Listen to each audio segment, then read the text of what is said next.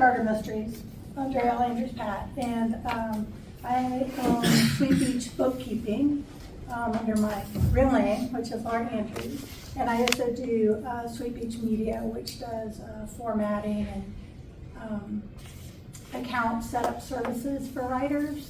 I have a passion for getting writers out from under predatory publishers and getting them to where they own their own ISBNs and can order their own author copies and own their covers and that kind of thing. So I've left cards for both my bookkeeping service and for Sweet Beach Media over there. And I have a handy dandy handout for this lecture, but it's several pages long.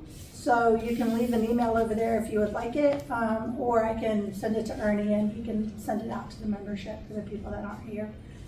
So either way, I do not do an email list, so you will not be going on a list where you're going to get endless emails. I will just send you the email. I became aware at the Lenore City Festival last year that there's a special event sales tax that authors are supposed to be paying.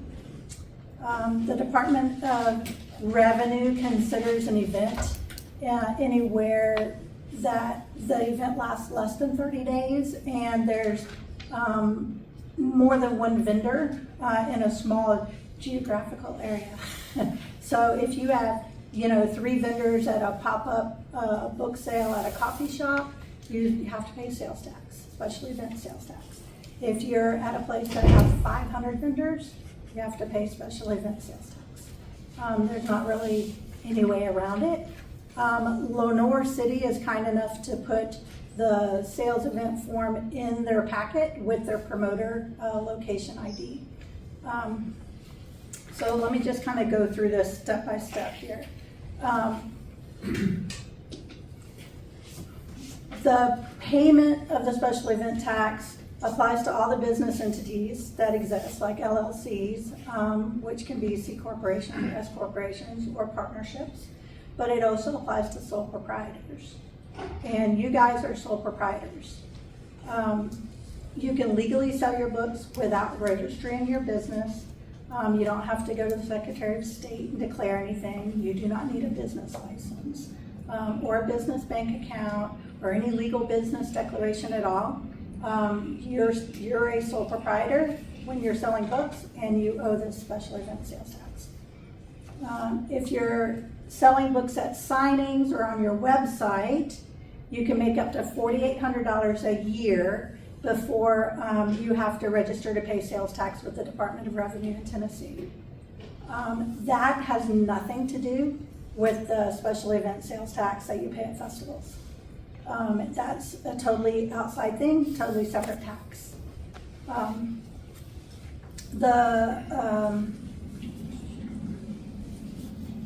Sales tax. Since you're having to pay a sales tax, you might want to add the sales tax on top for your book sales. So I don't recommend that. For buyer optics at festivals, you should just say, okay, my book's $15, sales tax included. Because the state of Tennessee doesn't care if you actually collect those sales tax. They just want you to pay them to the state. They just want the payment, so they don't care if you collect them or not. And if you under collect, it doesn't really matter because you can just pay it what they tell you to pay. But if you over collect, then you have to go back and issue a refund to those customers. And that becomes harder unless you're using an app like Square or PayPal, even Shopify. So, okay, so let's get back onto our slides here. How are you going to register for this? The very first time that you need to fill out a special events application form following an event that you go to, you'll go to tntap.ten.gov, and that's the only official website.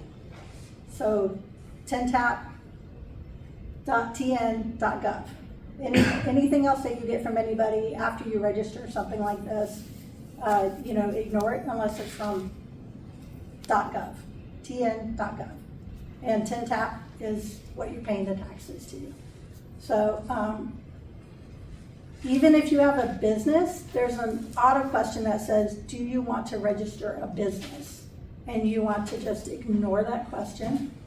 It doesn't matter if you have a business. I have an LLC, and I still did not register a business. They said, don't do that. You just make your username and your password, and then you have an account. They give you a confirmation number. You go, you fill out your form. You go to your email and email it to the email. Ernie's got the front part of that form. I've got it where you can download it. You can also Google on the Department of Revenue Special Event Tax application, and you email it to the email on that form, and you tell them that you have created a TNTAP account. You give them your username and your password, and then they will email you back when they have set up the account, and they'll tell you to go pay your sales tax.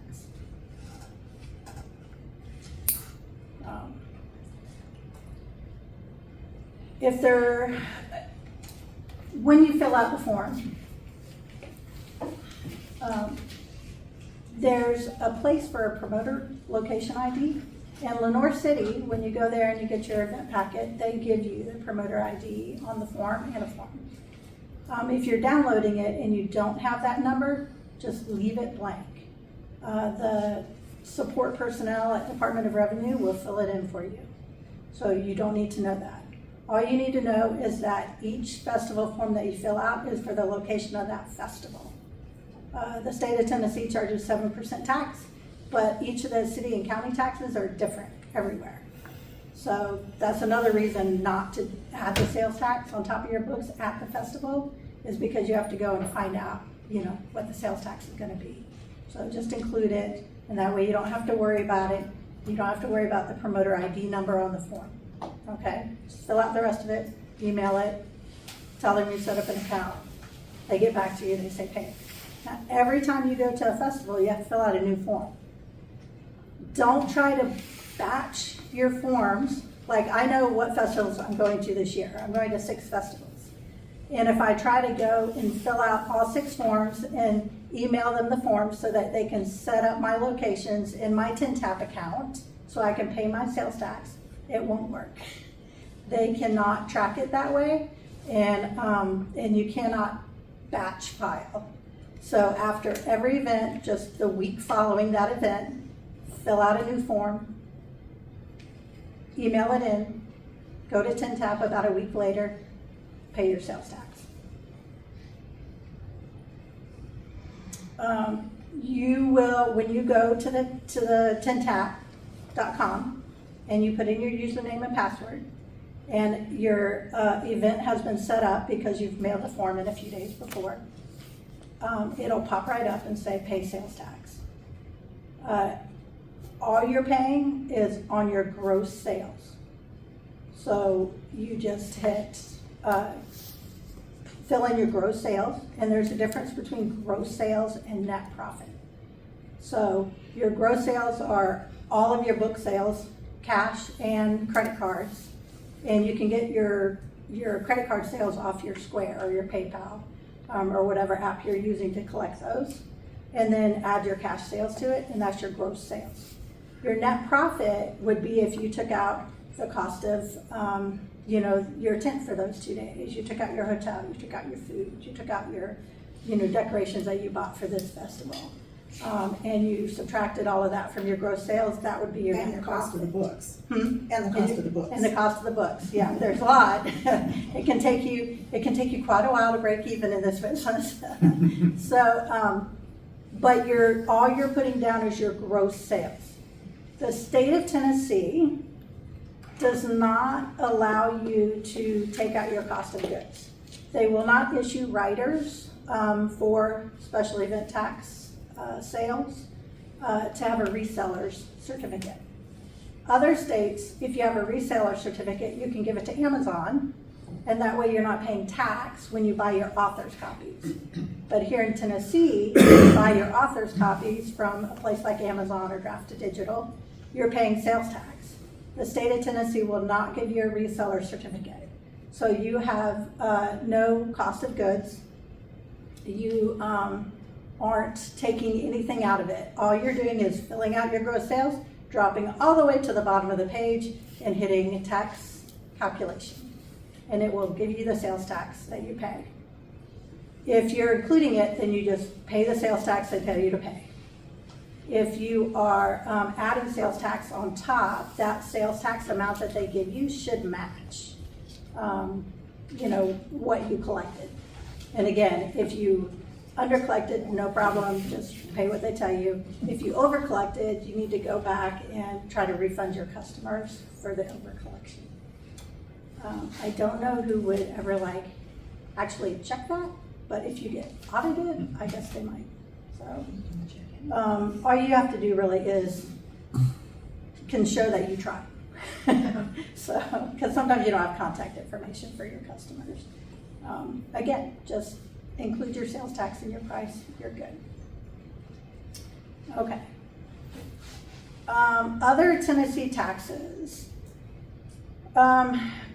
Mostly writers don't need to get into this. The franchise and excise fees, if you're a sole proprietor, you're a writer, and you're making over $100,000 because you hit it big on TikTok and your book went viral, then you'll need to register for a franchise and excise tax with the Department of Revenue. The minimum amount that you have to pay yearly for that is $100, and the excise taxes are 6.5% of the net profit, not gross sales, net profits after your deductions. Business tax, you do not need a business license as a sole proprietor, and that's how the business tax, you'll hear people talk about their businesses, and I pay business tax in Tennessee. You don't have to do that because you don't need a business license for the city or the county. Now, if you are an LLC, if you write nonfiction and you feel like you need some of the protections of an LLC, in most cases, you're treated like a sole proprietorship.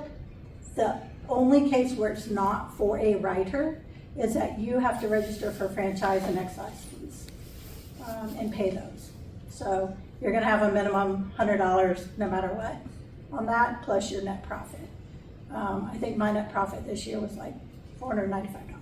So it's not a whole lot, but they will request it from you several times if you don't go and pay it. So once you have a business license, if you're an LLC, a partnership, an S or C corporation, then if you're making under $10,000 a year, you can get a minimal activity license.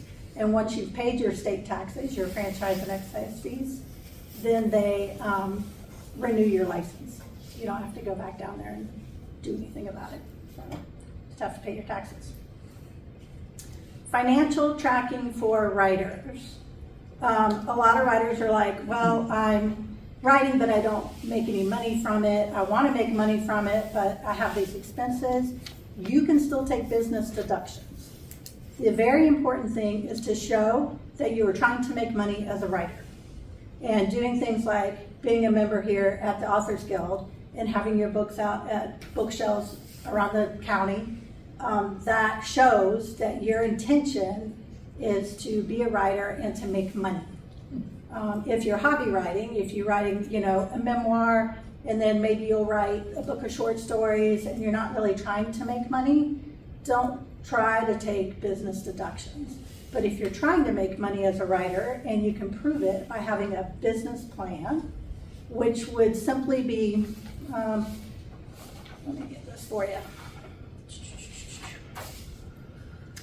Writing future book ideas in a notebook, sketching out future characters, write down your intentions to make money, take notes, keep references and clippings that sparked your creativity. So you can say, well, I wrote this book about a swamp monster because I happened to see this and I kept the clipping. Have a file drawer with your business stuff in it that shows that you're actively a writer.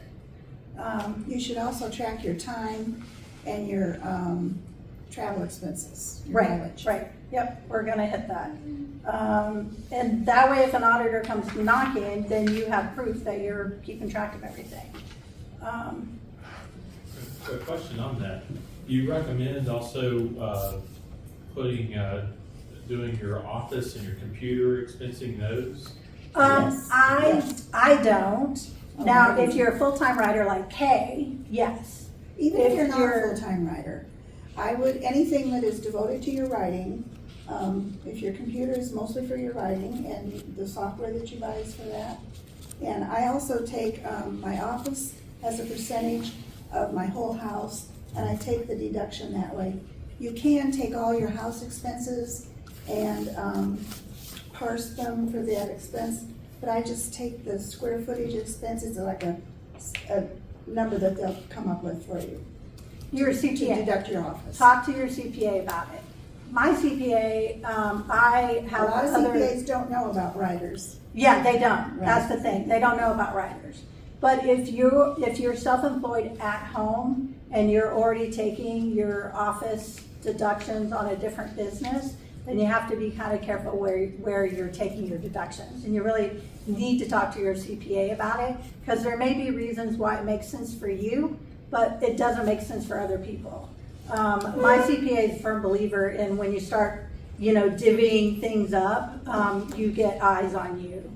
You're more likely to, have somebody review your return when you start getting into those really small deductions, and you get audited. So, yeah, so it kind of depends, but ask your CPA. Also, a lot of CPAs think that writers, the hobby rule applies to writers, and Yeah, it doesn't. it does not. Writers get an infinite amount of time Right. to carry a loss every year before you make.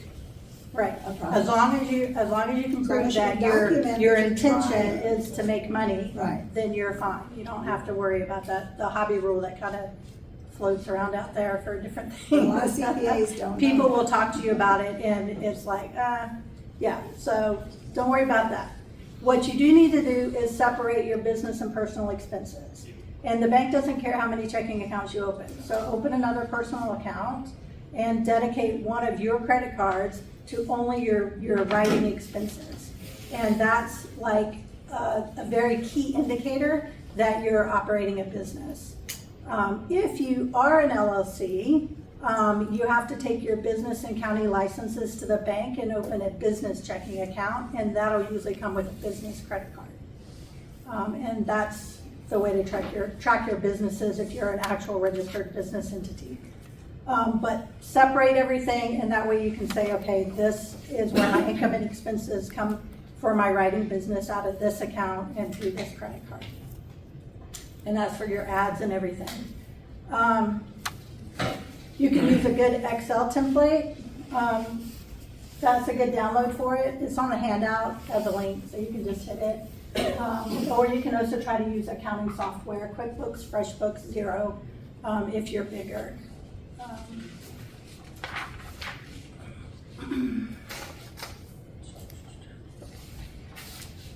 Okay, so your business deductions. How you're going to do that as a writer is you'll have your federal income tax form, which is the 1040, and then you put your business writing expense deductions on a Schedule C. If you go through, TurboTax or HR Block or whatever, they can help you with that. But the deductions that you can take are separate than your personal deductions on your 1040. So people will say, oh, you can either take a standard deduction or an itemized deduction. That's on your personal taxes, and it has nothing to do with your business as a writer.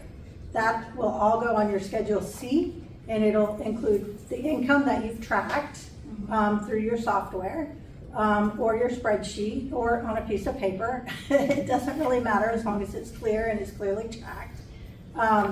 And all your deductions. And you can take your advertising and marketing, which are all your email promotions, like through Free Booksy and Bargain Books, your book launches, your Facebook ads, any of your promotional tools, they're all tax deductible. This includes services like subscriber surge giveaways, book trailers, and even the promotional swag that you send to influencers or to readers.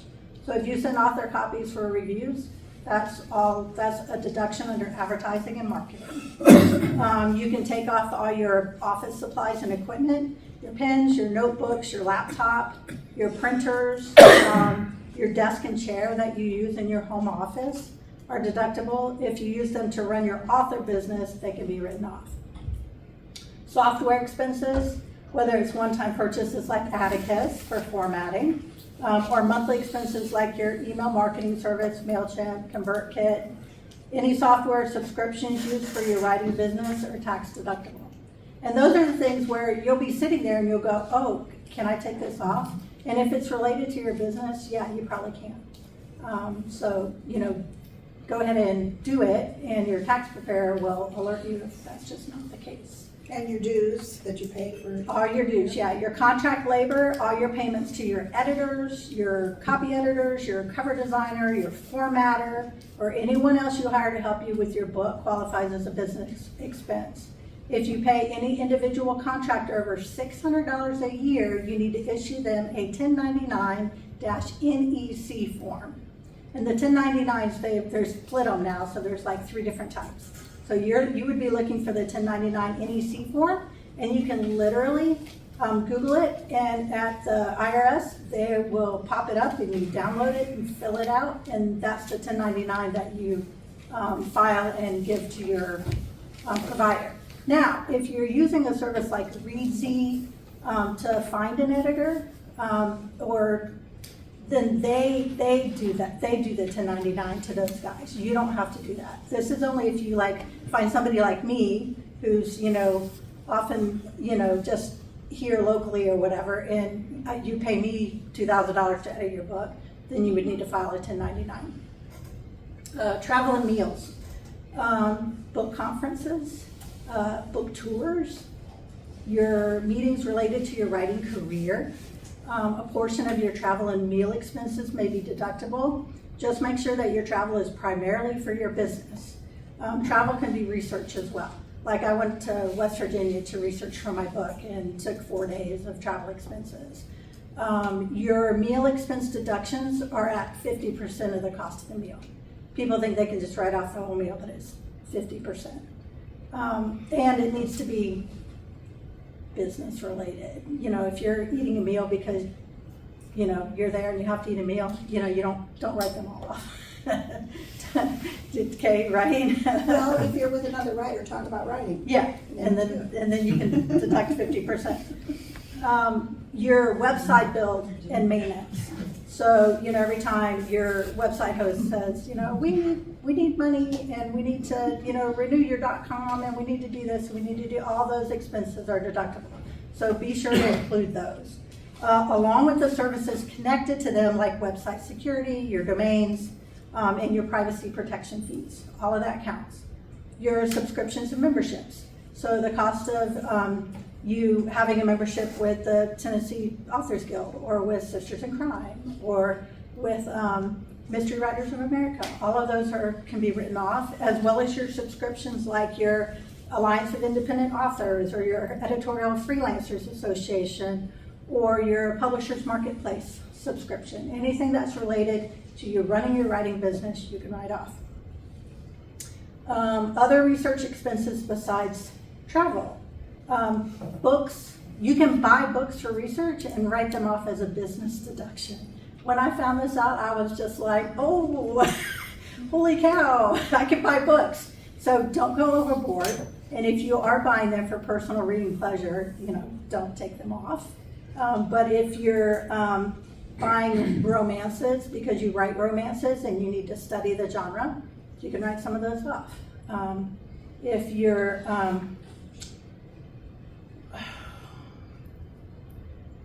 yeah, I have on here, like travel expenses used as deduction with restraint. just don't go totally overboard. Any of your legal and professional services, you can deduct the fees that a researcher charged you to summarize the time period or the culture or the town that you're writing about. You can write off the cost of an attorney consult for a book or entertainment contract. So if you get a contract with a traditional publisher or for a film option and you want to run it by an attorney, you can write that cost off. Other related writing services like your bookkeeper and your tax preparer. You can write those off. Because you definitely need to have a tax preparer helping you just to make sure that you've got it all down. Your home office we talked about. Insurance. If you're self-employed as a writer and aren't eligible for an employer-sponsored plan through your spouse or another job, and you made a net profit in your writing business for the year, you can deduct up to 100% of your health insurance premiums. However, your deduction can't exceed your net profit. So if I were gonna do that and my net profit was $496, that's all I can write off. So it's a catch. It's also not filed on your Schedule C. It's an adjustment on your Form 1040 on your personal taxes. I've got a link that you can read about that on the handout. And not a deductible, but good to know. Where am I on here? Not a deductible, okay. SEP IRAs and solo 401ks are something that you can contribute to if you're running your business as a writer. So, whether or not you itemize, which means to take deductions for your business as a sole proprietor, an LLC or your partnership as an S corp, not a C. None of y'all would be a C. You have to have a employees to do that. The Tax Cuts and Jobs Act deduction allows you to deduct up to 20% of your net income from your writing business for 2024 and 2025. They have not extended it yet beyond that, but that might be. The exact amount depends on your net profit, of course. So in reality, the vast majority of writing businesses will not have enough qualifying business income to take advantage of that. But it's there if you do go viral on TikTok, because it happens. Okay, federal tax payments. If you expect to owe the IRS $1,000 or more, if you're not getting a refund, if you actually made a good profit and you expect to owe them $1,000, then they want you to pay a quarterly estimated taxes. And to find out how to pay that, you go to irs.gov, businesses, small businesses, self-employed, and there's a link on the handout. There's penalties that are pretty stiff for a late payment and for underpayment. So do not procrastinate sorting your payments once you're late enough to owe at least $1,000. Do not procrastinate. And I should go back a little bit. The festival sales tax, there's also penalties for not paying your festival sales tax within the quarter of the festival. So we all just went to Art and who else went? Ernie and I went to Rose Glen, which is now Appalachian Word Fest, March 1st. And because we're in the first quarter, our sales taxes are due by March 31st. If we don't pay them by March 31st, then we incur a penalty. Now, because generally our gross sales are fairly small and our sales taxes are, really small, the penalty really cost a bunch if you miss it. So they may also come back to you and say, what other festivals have you done, and make you go back and, back pay. But just say, oh, I just started. So I started this year doing festivals, and then you don't have to worry about it. So I have the dates of the quarterly estimated payments for federal on the handout.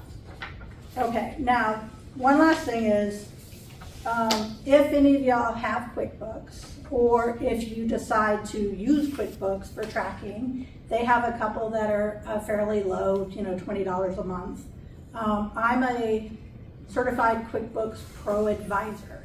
So if you happen to do the QuickBooks and you want help, I'll do a free 45-minute help getting that set up for you, or going through the QuickBooks that you already have in exchange for a review on Google. So I'm always available to help writers.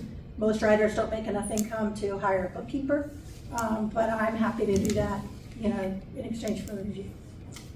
Or for free, if you just don't want to do a review. That's fine, I help. I love writers, I'm a writer, I'm passionate about it. I want to make money, and I want all of you guys to make money too. But we do have to go through all the step-by-steps of paying our festival sales tax. And if we make more than $4,800 a year, paying our sales tax on our other sales. And it's just part of being a writer. It's the business of being a writer, just like having to edit and rewrite and, get a copy edit and go back to your formatter when you find the, missing period after it's been published for 6 months. Then yeah, it's just part of it. You just gotta bear down and do it. So, okay, do y'all have any other questions? It's a lot to absorb, yeah. I don't know how much I got of this. They will be sending people as this tax picks up steam and they learn where all the festival events are. Some of them, like Appalachian Word Fest, did not give us a promoter ID. They may or may not be registered with the state. They are run by the town council of Sevierville, so there may be some leeway there, but I had to pay taxes for them last year. They will be coming through these festivals and spot checking to see if people are, have a 10-tab account to pay this festival sales tax. It's not something that they used to do. And they are becoming very aware that they were missing out on revenues that they could be collecting. So, yeah. I thought, and maybe this has changed or it's just a different industry that I'm familiar with, that the meals and lodging, you can't do the meals if you're not staying overnight. You still do meals? Even if you're... I have seen that you can't just deduct a meal in the middle of a random weekday anymore, but I'm not sure how true that is. But you can if it's a business meeting. Yeah, if it's a business your meeting. meal is for the purpose of meeting with other people and discussing. This is some a aspect. recent change that's come up that I've also seen that you're too many people are taking advantage of it apparently. So, but I don't know when this takes effect or if it's even something they're gonna try to. I can Actually- highly recommend, because Yeah. I used to work with them, H&R Block software. Yeah, It costs $100 and some Right. for a business. H&R Block, And they'll TurboTax. walk you through all these steps and they'll Right. give you the guidance and ask you the questions and make sure that you're doing it right, and they'll check up on what you're doing. Yeah, The software. and you can ask for an An advisor. advisor if you want to. The step-by-step on those programs has gotten really, really good. I like The it. problem is that you need to know what deductions you're allowed to take, and you need Yeah. to keep track of them so that you can put them on Right. there. Because if you're thinking, oh, I can't take this, take it. It'll tell you if you can. Right. So, yeah. Where do we leave our email address? I have a clipboard right there on the table at the end of the books table. Oh, yes. Yep, and I've got some business cards there as well, so, yep. At my